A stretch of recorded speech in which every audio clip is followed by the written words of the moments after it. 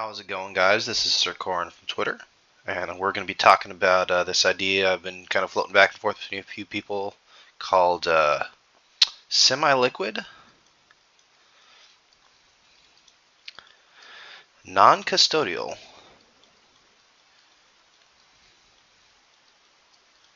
smart contracts. And before we get too far with this, I should give a couple disclaimers. One, I'm not a Plutus expert, so there's probably some things that I might kind of gloss over or get wrong here, so please correct those if you see them. And the other thing is I'm not a licensed financial advisor, so nothing I give here is financial advice. So before we get too deep into what this stuff is, let's talk about some things on Cardano and kind of crypto in general with DEXs. So generally with DEXs, when you're trying to get, you provide liquidity to DEXs, to a DEX specifically, we got a couple of issues that kind of come up. So first is smart contract risk.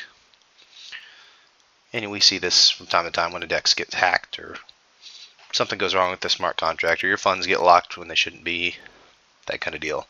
Another one we kind of probably don't think too much about is that DEX is custodial.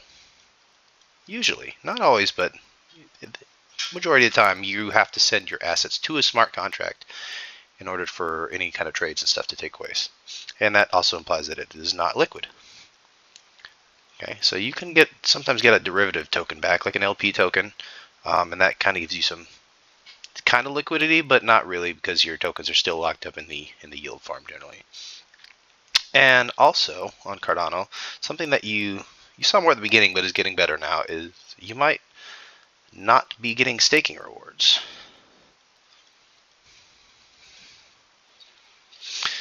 And some of the better DEXs on Cardano are learning how to use the staking key to stake the tokens that are kept in their smart contract as well. And so you kind of get an extra staking yield on top of that, and the added benefit of securing the network. So another issue that we're kind of seeing to be a thing in Cardano is low DeFi volume and TVL and all those other fun metrics.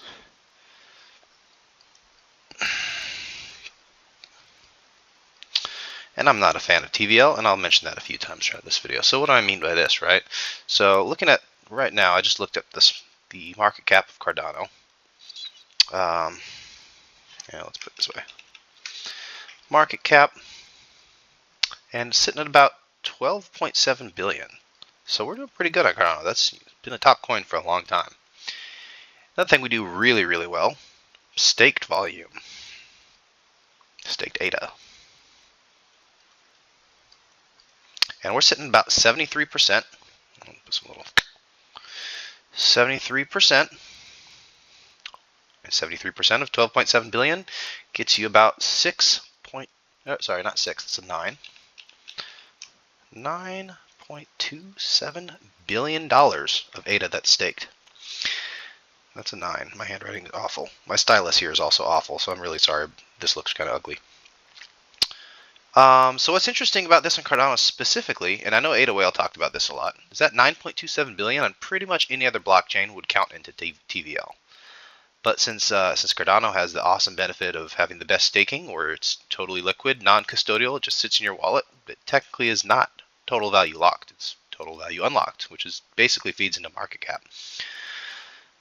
So we've got this huge number of staked ADA, and we've got this huge market cap on ADA, but what about our other numbers? Well, what's our TVL on DeFi? DeFi TVL. And we just talked about how TVL is not the greatest metric, but still useful to know. We're sitting at about 130 million. That's it. And about 24-hour volume.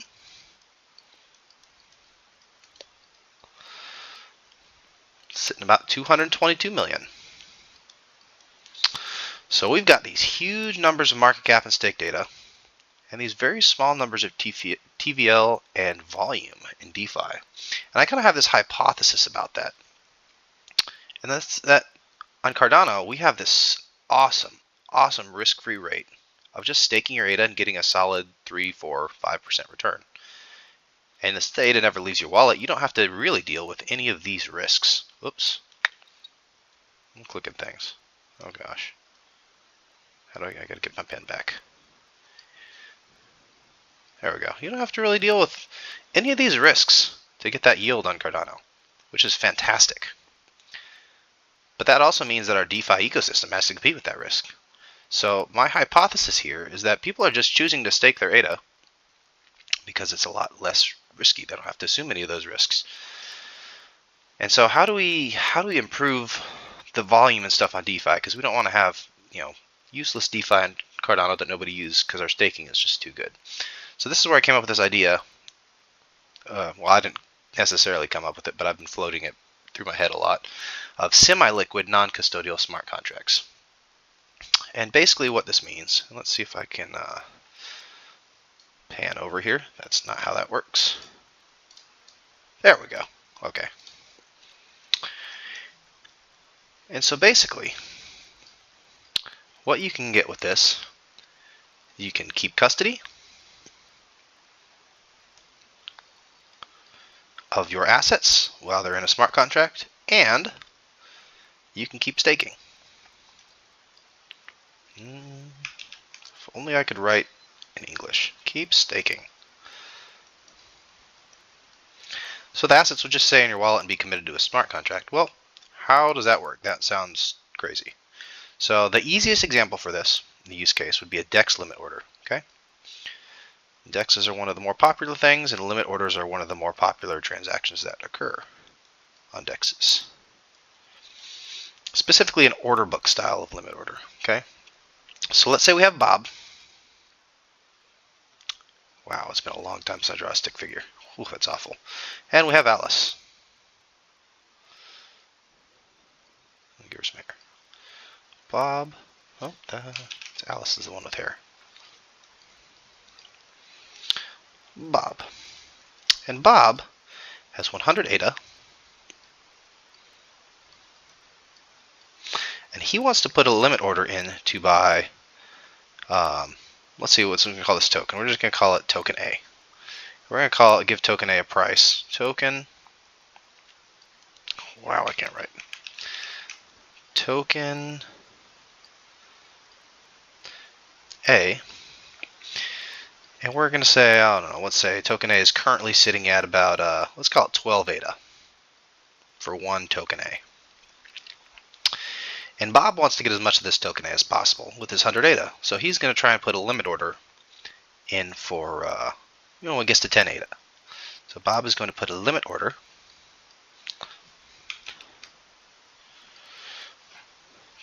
token A at 10 ADA. So he wants the price to go down about 2 ADA first. So on an order book model, you're looking to match a buyer with a seller. So let's say Alice is going to come through, and she is going to list her 100 ADA. So I guess that would be 10 token A. So 10 token A. Hey, and she's going to put a limit order. And I'll draw the arrow after that because this is going to get messed up. She is going to sell. Put a sell here. Put a buy. Token A at 10 ADA each. Okay, so you've made a nice matching of your order. Wow, that's awful to read. But how can we make this happen without having to send your 100 ADA to a smart contract and then wait for the conditions to get right? Well, let's consider that Bob's got a bunch of UTXOs here, okay? So 100 ADA isn't all of Bob's money. It's just what he wants to spend on this. I'm going to get a different color here and say that he's got this 100 ADA on its own UTXO. So here's the 100 ADA in red on its own UTXO. So when you sign, so what happens on Cardano is when you submit a transaction to the blockchain, there's a couple things that happen. First, you're going to build the TX. Now, let me get a little bit of panning going on here so we can get some more space. And I just lost my color bar. What's happening? Okay. I'm trying to get the whole. Well, I'm grabbing stuff. I'm not a frequent whiteboard or blackboarder. My apologies. You're going to build the transaction. You are going to sign the transaction. You are going to submit the transaction to a node. Or the DApp might do this on your behalf.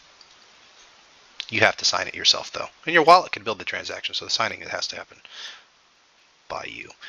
And then it's going to be reflected on chain once that transaction has been, I forgot the word. It's been sent off to a certain number of nodes. Propagated on chain. So this idea of semi-liquid non-custodial smart contracts is actually going to go ahead and make a pause right here. Pause. And the smart contract of the DEX that we're using here would sign, after the transaction has been signed by Bob, to trade 100 ADA for token A at 10 ADA to get 10 token A's. And he's signed that transaction, but the smart contract is not going to submit it to a node yet for the DEX. Importantly, it's going to hold on to this one UTXO in red.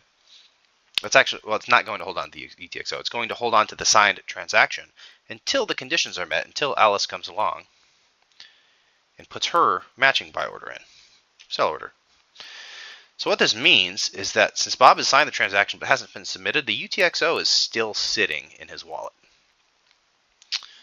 And you can wait until the conditions are right, and then that transaction happens at that point, and the assets leave your wallet and you return with your token A pretty much right away. So a couple people are going to look at this and be like, okay, so what happens if something else comes along and tries to use this red UTXO that Bob is trying to spend? And this is where we kind of need some wallet UI stuff to play ball. So wallets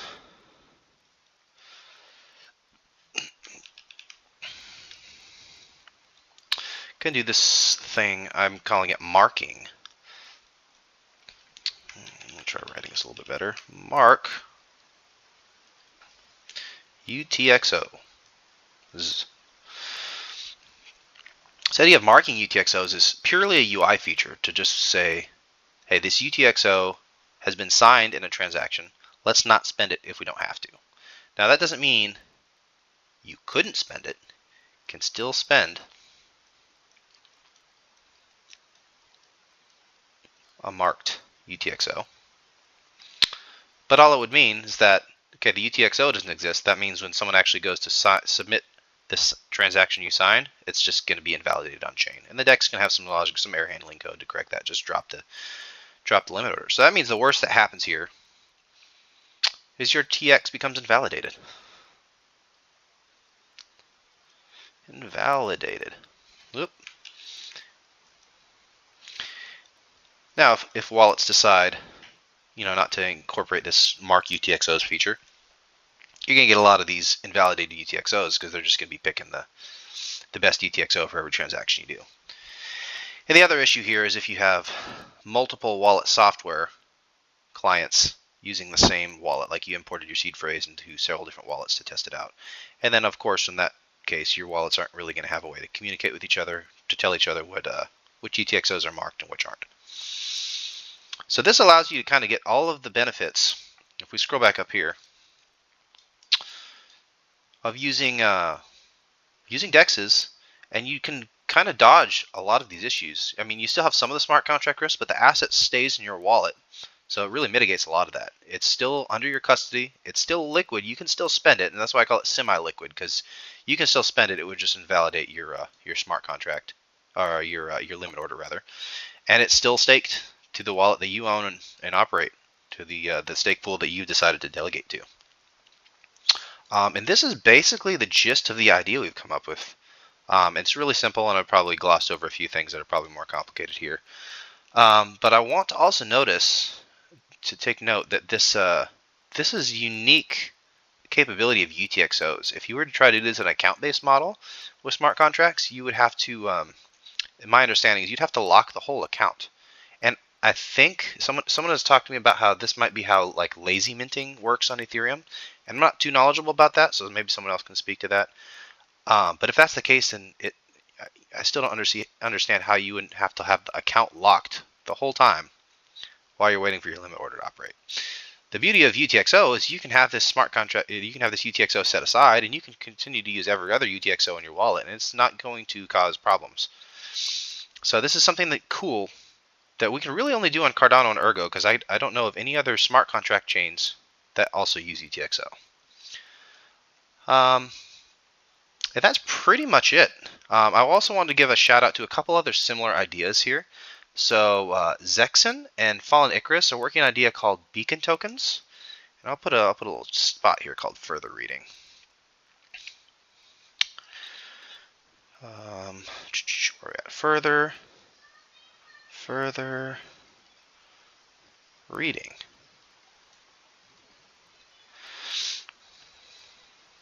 And that's the worst underline you'll ever see, so I'm just going to kill it. Further reading. So Zexen.